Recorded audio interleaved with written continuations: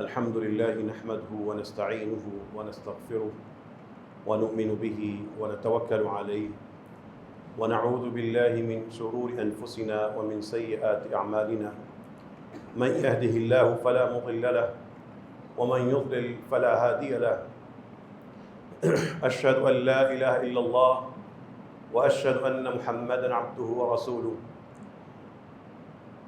أعوذ بالله من الشيطان الرجيم بسم الله الرحمن الرحيم فإذا جاءت الطامة الكبرى يوم يتذكر الإنسان ما سعى صدق الله العظيم. اللهم ربنا آتنا في الدنيا حسنة وفي الآخرة حسنة وقنا عذاب النار. اللهم إنا نسألك بأسمائك الحسنى وصفاتك العلى وبالصلاة والسلام على النبي الحبيب المصطفى. اللهم اغفر لنا ذنوبنا كلها. اللهم صل على محمد وعلى آل محمد كما صليت على إبراهيم وعلى آل إبراهيم إنك حميد مجيد. اللهم بارك على محمد وعلى آل محمد كما باركت على إبراهيم وعلى آل إبراهيم إنك حميد مجيد. کسی بچے نے تذکرہ سنا کہ مسلمان اور یہ امت پہلے دور میں قرآن کریم پر غور و فکر کیا کرتے تھے، پڑھتے تھے، اس میں کھوج لگاتے تھے. وہ بچہ بار بار یہ تذکرے سنتا رہا اور اس نے پھر سنانے والے اپنے بزرگ یا بڑے سے پوچھا کہ مجھے مختصر یہ سمجھائیں کہ لوگ قرآن کریم میں سے کس طرح معنی نکالتے رہتے تھے اور کس طرح قرآن میں سوچتے رہتے تھے. تو اس بچے کی عمر کو دیکھ کر سمجھانے والے نے کہا کہ بیٹا، جس طرح تم ہر وقت موبائل کھول کر اس میں سے لوگوں کے پیغامات پڑھنے کی کوشش کرتے رہتے ہو کس نے کیا کہا، اسی طرح لوگ ہر وقت قرآن کھول کر یہ سمجھنے کی کوشش کرتے رہتے تھے کہ میرے رب نے یہاں پہ کیا کہا ہے. جس طرح آج کی نسل سوشل میڈیا پہ مسلسل پیغامات لینے دینے میں لگی رہتی ہے، ان لوگوں کا مزاج یہ تھا کہ قرآن کا نسخہ کھول کر ہر آیت، ہر سورت، ہر سطر اس میں سے ڈھونڈتے رہتے تھے میرے رب نے کچھ کہا ہو اور ایسا نہ ہو کہ مجھے سمجھ نہ آیا ہو اور میں اس سے محروم رہ جاؤں. اب یہ اپنے اپنے لگن کی بات ہے، شوق کی بات ہے، نصیب کی بھی بات ہے اور اپنی ترجیحات کی بات ہوتی ہے کہ کون کس چیز کو اپنی محنت کا ہدف بناتا ہے اور اس میں اپنا وقت صرف کرتا ہے. قرآن کریم کے الفاظ ہوں، جملے ہوں، آیات ہوں، صورتیں ہوں، آپ کی تعلیم کسی بھی حد تک ہو، بس قرآن کریم کھول لیں اور اس کے اندر کچھ نہ کچھ تلاش کرتے رہیں. اپنی حیثیت اور علم کے مطابق آپ جب تلاش کریں گے، قرآن اسی کے مطابق آپ کو کچھ دے گا اور اس سے زیادہ بھی کچھ دیتا جائے گا. قرآن کے میں اگر آپ کھوج اور تلاش کے عادی ہو جائیں اور زندگی میں جو وقت ملے اس میں قرآن کو اپنی ترجیح بنا لیں، کوئی بھی صفحہ کھول لیں اور کسی بھی حوالے سے اس پہ پڑھنا شروع کر دیں. عربی سمجھ آتی ہے ٹھیک ہے، ورنہ اس کا ترجمہ پڑھ لیں. اردو نہیں آتا انگلش پڑھ لیں، انگلش نہیں آتا اردو پڑھ لیں. اگر پڑھنا نہیں آتا سننا شروع کر دیں. یہ جو بھی صلاحیت ہو اس کے نقطے، اس کے حرف، اس کے لفظ پر غور کریں، آپ کو کچھ نہ کچھ ملتا رہے گا. لیکن مسئلہ یہ ہے کہ لوگ فضائل سنتے ہیں لیکن عزائم نہیں بناتے، فضیلتوں پہ چل رہے ہیں، عزیمتیں نہیں دکھاتے. ہم اکثر کہتے ہیں فلاں آیا، فلاں آیا، فلاں چیز آئی. یہ آیا کا ایک لفظ لے لیں، عام لفظ ہے آیا. آپ قرآن کریم میں جا کر تلاش کرنا شروع کر دیں کہ لفظ کہاں پر آیا ہے اور اس لفظ میں وہ لفظ جس آیت میں آیا ہے اس کا مفہوم کیا ہے، اور اس سے پھر منظر کون سے بنتے ہیں، اور پھر اس ایک لفظ کے ذریعے اللہ تعالیٰ نے مجھے کیا کیا پیغامات دیے ہیں۔ ایک خوبصورت پیغام یہ آتا ہے، جاء الحق، عربی زبان میں آیا کے لیے جاء لفظ کہا جاتا ہے۔ جاء الحق وزهق الباطل، حق آ چکا ہے، باطل مٹ چکا ہے۔ یہ جاء الحق، وہ حق کیا ہے جو آ چکا ہے، اس حق کے ساتھ آپ کتنے جڑے ہوئے ہیں، اور جو باطل مٹ رہا ہے، مٹ چکا ہے، اس میں آپ کا کتنا حصہ ہے۔ قرآن کہتا ہے یا ایھا الناس قد جاءکم برہان من ربکم، اے لوگو تمہارے پاس تمہارے رب کی طرف سے دلیل آ چکی ہے۔ وہ دلیل، اس سے آپ نے کتنا فائدہ اٹھایا ہے۔ پھر قرآن کہتا ہے وَأَنزَلْنَا إِلَيْكُمْ نُورًا مُبِينًا، اور ہم نے تمہاری طرف ایک واضح نور بھیجا ہے۔ اس واضح نور قرآن سے آپ نے کتنا فائدہ اٹھایا ہے۔ سادہ سا جملہ ہے اور پھر سادہ سی باتیں ہیں، اس میں ان کے سامنے آپ نے کھڑا ہونا ہے۔ آیا، جاء، کہیں قرآن ذکر کرے گا قرآن آیا، کہیں کہے گا برہان یعنی دلیل آئی، کہیں کہیں گے تمہارے پاس رسول آئے۔ اب ہم بھی تو خوش نصیب ہیں جن کے پاس رسول اللہ صلی اللہ علیہ وسلم آئے، لیکن ہے کیا؟ وَلَمَّا جَاءَهُمْ رَسُولٌ مِّنْ عِنْدِ اللَّهِ مُصَدِّقٌ لِمَا مَعَهُمْ، ہوا یہ کہ جب لوگوں کے پاس اللہ کی طرف سے ایک ایسا رسول آیا جو ان سے پہلے جو کتابیں ان کے پاس موجود تھیں اس کی تصدیق کرنے والے تھا۔ نَبَذَ فَرِيقٌ مِّنَ الَّذِينَ أُوتُوا الْكِتَابَ، ایک گروہ ان لوگوں میں سے جن کو کتاب کی نعمت دی گئی تھی، انہوں نے اس کتاب کو، کتاب اللہ وراء ظہورہم، اس ایک کتاب کو اس کتاب کو اٹھا کر اپنی کمر کے پیچھے، پیٹھ کے پیچھے پھینک دیا۔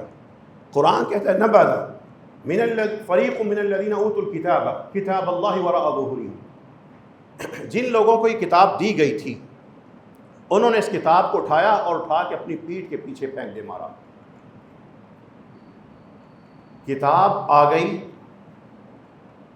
کتاب آنے کے بعد اس کو اٹھا کے پھینک دیا، نہیں چاہیے ہمیں۔ قرآن کہتا ہے کأنہم لا یعلمون، گویا کہ وہ اس کو جانتے ہی نہیں۔ کأنہم لا یعلمون، انہوں نے باقاعدہ یوں پکڑ کے اٹھا کے پیچھے نہیں پھینکی تھی، انہوں نے اپنے طرز عمل کے ذریعے اس کو ترک کیا ہوا تھا، اپنی باتیں بنا کر اس کی باتوں کو انکار کر رہے تھے، اس کے عقائد کو چھوڑ کر اپنے عقیدے بنا لیے تھے، اس کی تعلیمات کو ترجیح بنانے کے بعد کی بجائے اپنے کچھ منصب اور مفاد سمیٹنے کے لیے اپنا ایک دین بنا لیا تھا، اور اس کتاب کے بارے میں ایسا ہو چکے تھے کہ انہم لا یعلمون، ان کو کچھ پتہ ہی نہیں۔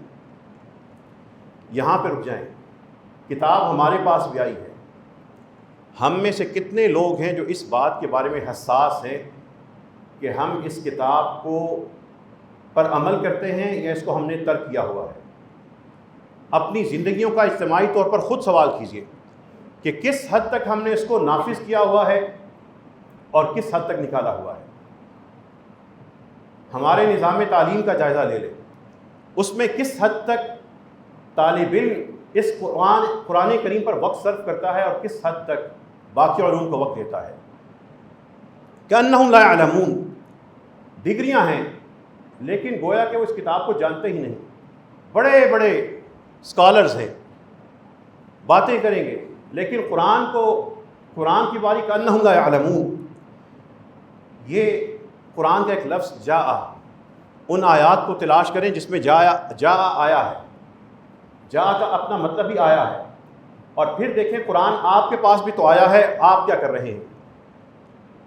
فلاں آیا، فلاں چیز آئی، فلاں موسم آیا، فلاں وقت آیا، اسی طرح قرآن میں ایک اور چیز کے آنے کا ذکر ہے اور وہ ہے موت۔ قرآن کہتا ہے حتی اذا جاء احدهم الموت، یہاں تک کہ جب ان میں سے کسی ایک کے پاس موت آتی ہے۔ یہ ایک منظر بن رہا ہے، جاء احدهم الموت، ان میں سے جب کسی کو موت آتی ہے، اب کیا ہوتا ہے؟ قال رب ارجعون، کہتا ہے ارجعونی، اے اللہ یہاں فرشتوں مجھے واپس بھیجو۔ ارجعونی، موت جب جکڑتی ہے نا بندے کو، اچھا خاصا سفر کر رہا ہوتا ہے، ایکسیڈنٹ ہوتا ہے، ساتھ بیٹھے والے کو نہیں بتا سکتا میرے ساتھ ہوا کیا، اچھا خاصا بیٹھا ہے، جب بیماری اس کو جکڑتی ہے اس کے دائیں بائیں والے کچھ نہیں کر سکتے، لیکن جب عین موت کا وقت ہے، ارجعونی کہے گا مجھے واپس چھوڑ دو، لعلی اعمل صالحا، تاکہ میں ایک نیکی کر سکوں، کوئی میرے کام آنے والی ایک نیکی کر سکوں۔ جواب ملتا ہے کلا انہا کلمۃ ہوا قائلھا، یہ صرف ایک بات ہے جو کہہ رہا ہے، یہ کرنے والا ہوتا پہلے کر لیتا۔ جاء احدهم الموت، جنہوں نے نیک اعمال کیے ہوتے ہیں اور اسی روش پہ چلے ہوتے ہیں، ان کے لیے موت کے وقت وہ اعمال ہی بشارتیں اور فرشتوں کے عمدہ فرشتوں کی شکل میں استقبال بن کے نظر آتا ہے۔ اور جنہوں نے اچھا کر لوں گا، پڑھ لوں گا، نمازیں ابھی چھوڑ دوں بعد میں پڑھ لوں گا، اس پہ چلے ہوتے ہیں، وہ اس کیفیت میں پھنستے ہیں۔ پھر آنے کی بات ہوتی ہے، کہاں آنا ہے؟ رب کے حضور آنا ہے۔ اللہ کہہ رہے ہیں جو ہمارے پاس آیا، من جاء، جو آیا، بالحسنۃ، کوئی نیکی لے کے آیا، آنے والا ساتھ نیکی لے کے آیا ہے، فلہ عشر امثالھا، اس کو ہم 10 بدلہ دیں گے۔ من جاء، جو شخص بھی نیکی لے کے آئے گا، فلہ عشر امثالھا۔ کیا آپ نے کبھی سوچا کہ میں ایسا آنے والا ہوں؟ اللہ سے دعا کیجیے اللہ ہمیں بھی حسنات کے ساتھ حاضری کا موقع عطا فرمائیے، اور اللہ ہمیں آپ سے 10 نہیں، آپ سے اس سے زیادہ چاہیے، ہمیں وہ عطا فرمائیے۔ من جاء بالحسنۃ فلہ عشر امثالھا، اور دوسرا بھی آیا، وہ کون ہے؟ ومن جاء بالسیئۃ، اور جو آیا برائیاں لے کر، جو برائیاں لے کر آیا، زیادتی ہم اس سے بھی نہیں کریں گے، فلا یجزی الا مثلھا، اس کو وہی بدلہ ملے گا جو اس نے کیا ہوگا، وہم لا یظلمون، ظلم ان سے بھی نہیں ہوگا، لیکن بدلہ ان کو اپنی برائی کا مل رہا ہے۔ آنے والے 2 ہیں، 2 آئیں گے، ایک ہے من جاء بالحسنہ، ایک ہے من جاء بالسیئہ۔ آپ بتائیں کہ زندگی میں آپ نے جاء بالحسنہ بننے کی کتنی کوشش کی ہے؟ قرآن کے لفظ پر جب انسان غور کرتا ہے، غور کرنے کے بعد خود بخود اس کے اندر ایک حساب کا پیمانہ ہوتا ہے، جاگ جاتا ہے کہ میں کہاں کھڑا ہوں۔ جس دن انسان کے اندر اپنا حساب کرنے کا جذبہ پیدا ہو جاتا ہے، اللہ تعالیٰ اس کو نیکیوں کے راستے پہ چلا دیتے ہیں، اور جو صرف دوسروں کو حساب پہ لگا رہے وہ اپنی عاقبت خراب کرنے میں مگن ہوتا ہے۔ آنے والے 2 ہیں، جاء بالحسنہ اور جاء بالسیئہ۔ آپ بتائیں کہ اس نامہ اعمال کے مطابق اپنے آپ کو کیا سمجھتے ہیں؟ پھر قیامت کی ہولناکیاں آتی ہیں، لیکن ساری ہولناکیاں ایک طرف، ساری قیامت کے سخت ترین حالات ایک طرف، وہ دوزخ کا بھڑکنا، وہ انسانوں کا جمع ہونا، وہ ان کا بھاگنا، وہ گھبراہٹ، وہ ایک دوسرے کو چھوڑ کے بھاگنا، وہ ساری کی ساری آیتیں ایک طرف۔ قرآن کہتا ہے من جاء، جو آیا، من جاء بالحسنۃ، جو نیکی لے کے آیا، فلہ خیر منہا، اس کے لیے اس نیکی سے بہتر بدلہ ہوگا، وہم من فزع یومئذ آمنون، اور اس روز کی گھبراہٹ سے ایسے لوگ بے خوف ہوں گے، ان پر وہ خوف طاری نہیں ہوگا۔ اے اللہ ہمیں ان میں شامل فرما دے۔ اب من جا، گھبراہٹ، یہاں پہ ایک زلزلہ آتا ہے، سب ایک دوسرے کو چھوڑ کے بھاگتے ہیں، سارے کے سارے گھر اور دفتر خالی کرتے ہیں، ڈوبتے ہوئے ایک دوسرے کو بچا نہیں سکتے، دیکھتے ہیں کہ میرا ہاتھ کہیں پڑ جائے میں اپنی جان تو بچا لوں، اس روز وہم من فزع یومئذ آمنون. پھر اسی روز ایک اور کام ہوگا، آئے گا، جاء قرآن کا لفظ ہے، آئے گا ایک رسول آئے گا. کہاں پہ آئے گا؟ ہر گروہ کا ایک رسول آئے گا. جب رسول آ گیا، قرآن کہتا ہے جب ایک رسول آئے گا، قضی بینہم بالحق، ہر گروہ کے سامنے ان کے رسول کھڑے ہوں گے اور ان کے درمیان ایک حق کے ساتھ فیصلہ کر دیا جائے گا. وَلِكُلِّ أُمَّةٍ رَسُولٌ، ہر امت کا ایک رسول ہے. فَإِذَا جَاءَ رَسُولُهُمْ قُضِيَ بَيْنَهُمْ بِالْقِسْطِ وَهُمْ لَا يُظْلَمُونَ. جب ان کے رسول ان کے سامنے آئیں گے، وہاں پر ہر امت کا وہاں پہ فیصلہ کر دیا جائے گا. یہ رسول کی پیشی پر امت کے لوگوں کا فیصلہ ہوگا، یہ ادھر یہ ادھر. پھر قرآن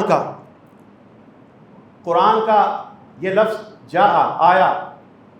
کون آیا؟ کبھی خوشخبری کا ذکر ہوگا، کبھی موت کا، کبھی عذاب کا، کبھی رسول کا، کبھی اللہ کی نشانیوں کا. اسی ایک لفظ کو لے لیں، اس لفظ کے اندر پیغامات اور منظر کو ڈھونڈ لیں، قرآن کے اندر غرق ہونے کی کوشش کریں. قرآن کا ایک ذاتی نسخہ اپنے ہاتھ میں رکھا کریں، اپنے پاس رکھا کریں، اپنے بستر کے پاس رکھا کریں.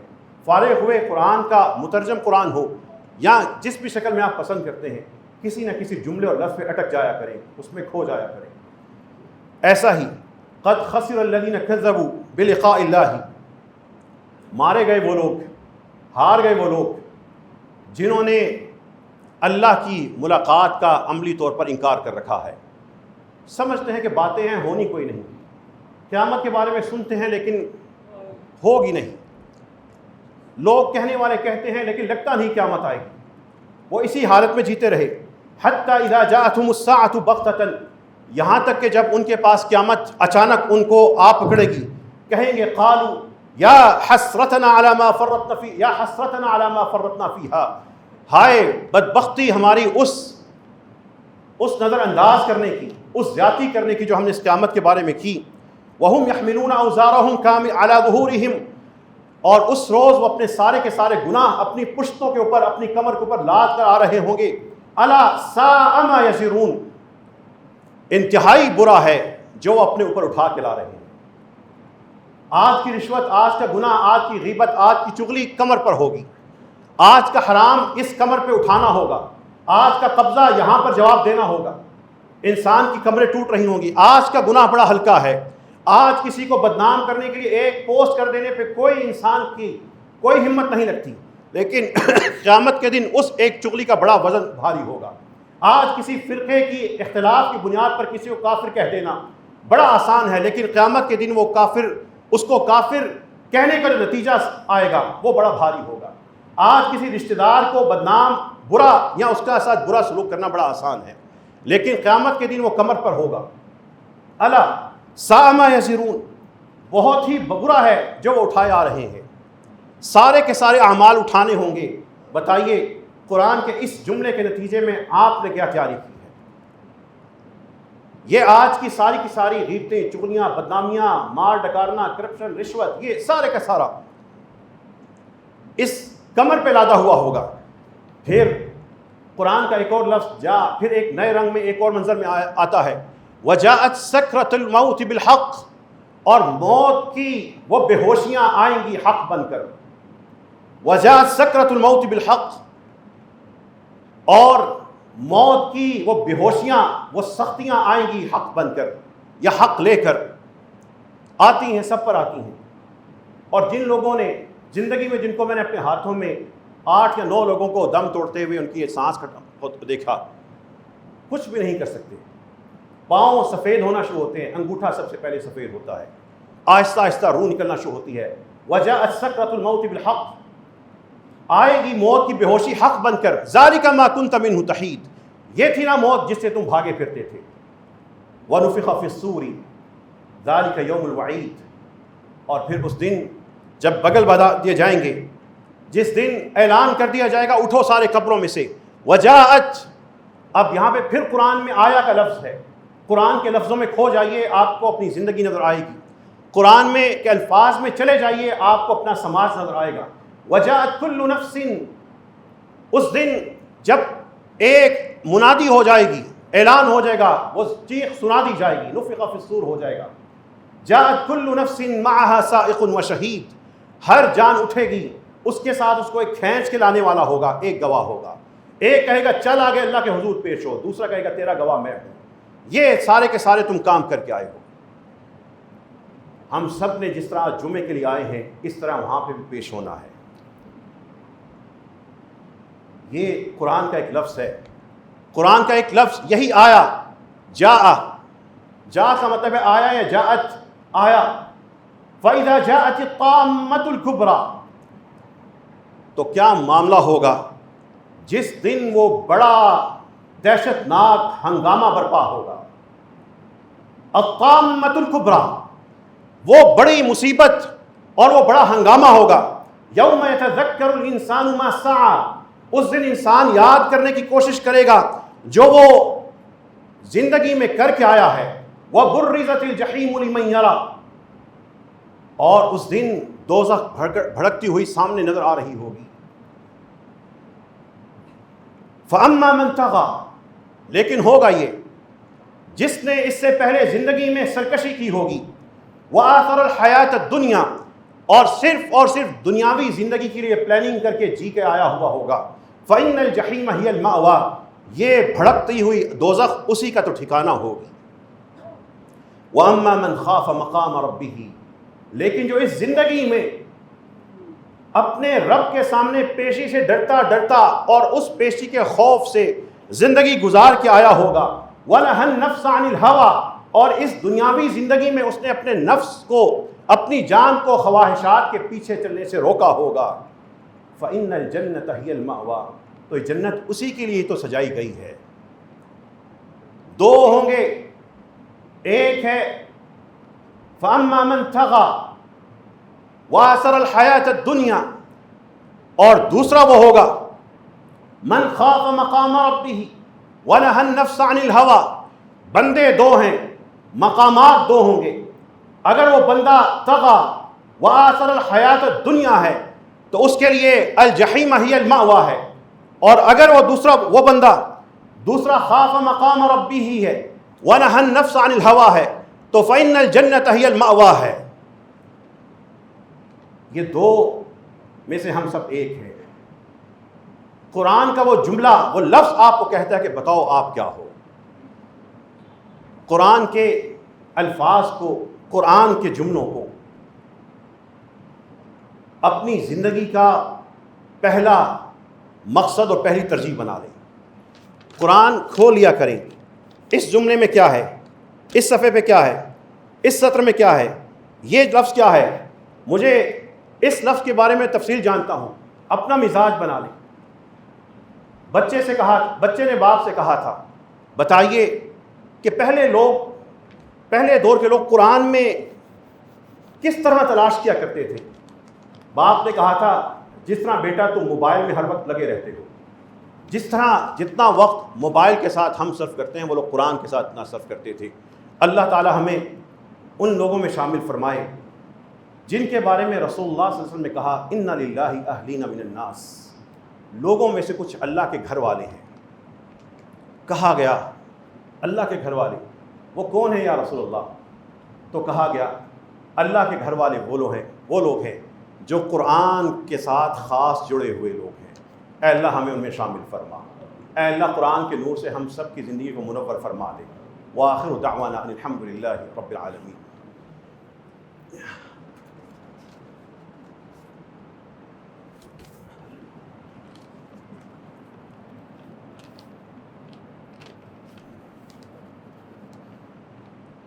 الحمد للہ نحمده ونستعینه ونستغفره ونؤمن به ونتوکل علیہ ونعوذ باللہ من شرور انفسنا ومن سیئات اعمالنا من يهده الله فلا مضل له ومن يضلل فلا هادي له اشهد ان لا اله الا الله واشهد ان محمدا عبده ورسوله اعوذ باللہ من الشیطان الرجیم بسم اللہ الرحمن الرحیم فاذا جاءت الصاخة۔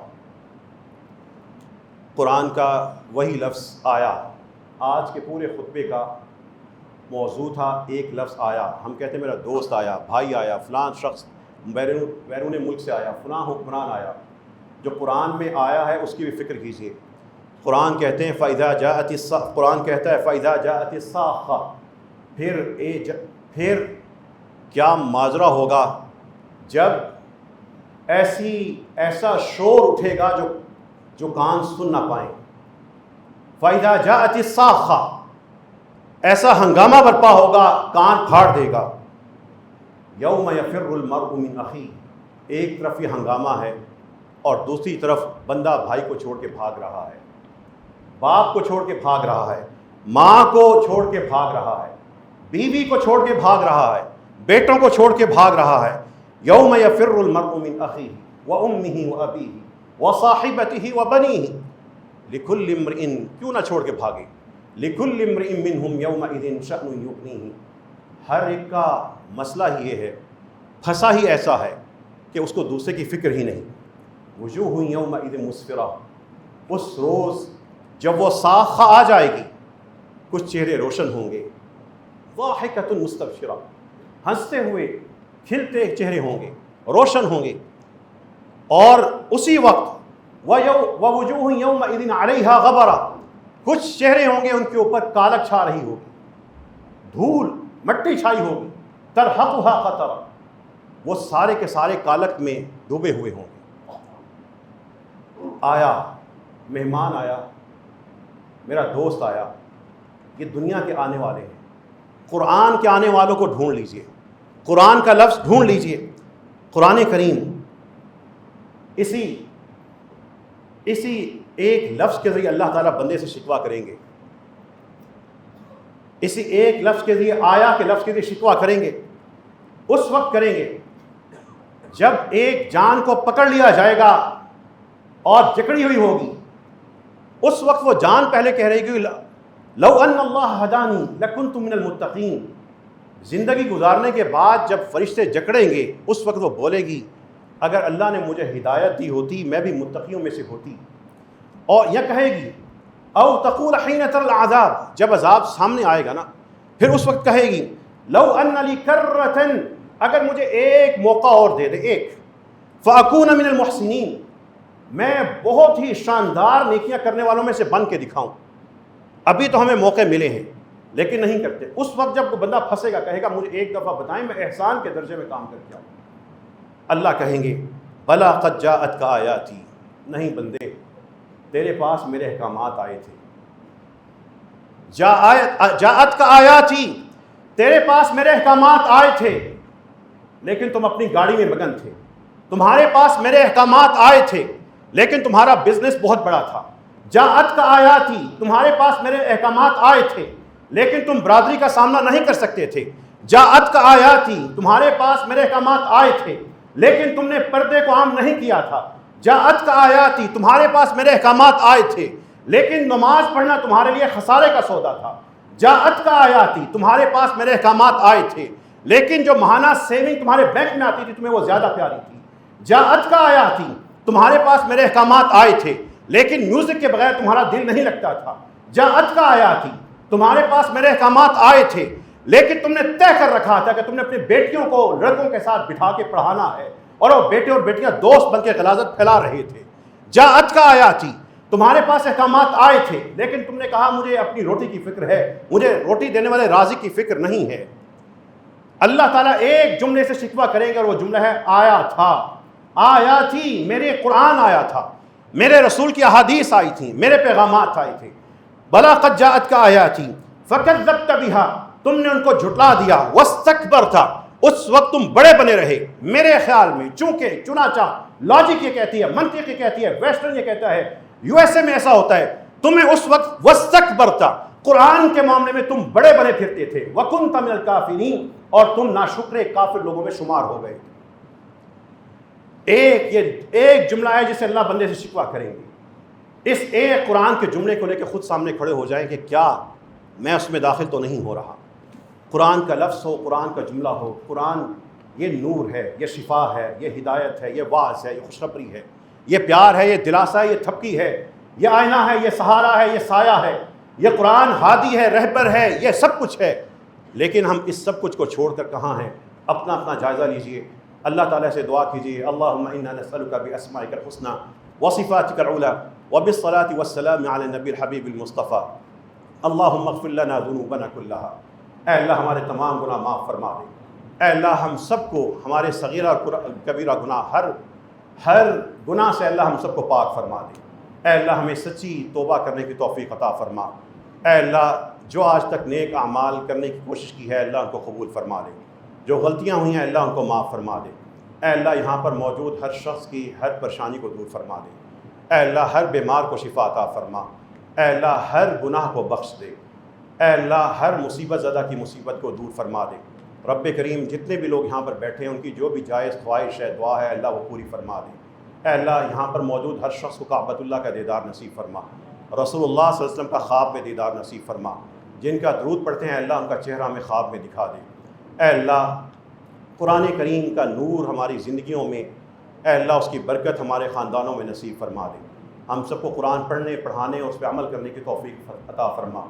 جو انگلش سمجھتے ہیں لیکن قرآن کی عربی نہیں سمجھتے، اے اللہ ان کو بھی قرآن سمجھنے والا بنا دے۔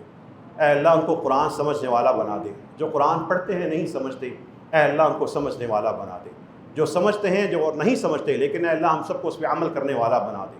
اے اللہ یہاں پر بہت سے ساتھیوں نے اپنے بیمار افراد کے لیے دعا کی درخواست کی ہے، بطور خاص اے اللہ ہم اپنے ان بہن بھائیوں کے لیے دعا کرتے ہیں، اے اللہ ان سب کو شفا عطا فرما۔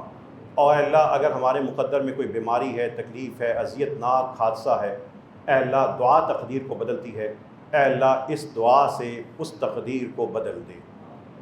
جو کرایوں پہ رہتے ہیں اللہ ان کو اپنا گھر نصیب فرما دے۔ اے اللہ جو تنگ دست ہیں ان کو بے حساب نصیب فرما۔ جتنی بیٹیاں بہنیں مائیں بیٹھی ہیں اللہ ان کی ہر دعا کو قبول فرما۔ جو بھائی جو باپ جو بیٹے بیٹھے ہیں اللہ ان کی بھی ہر دعا کو قبول فرما۔ یا اللہ سارے خاندانوں کو جنت والا گھر بنا دے۔ ہمیں دنیا میں اکٹھا کیا ہے، قیامت کے دن رسوا نہ کرنا، ہم سب کو ماں باپ بچوں سمیت اکٹھا فرما دینا۔ اے اللہ جو قیامت کے دن بھی گھبراہٹ سے پاک ہوں گے، خالی ہوں گے، وَهُم مِّن فَزْعٍ يَوْمَئِذٍ آمِنُونَ میں شامل فرما دے۔ ربنا تقبل منا انك انت السميع العليم وتب علينا انك انت التواب الرحيم واخر دعوانا الحمد لله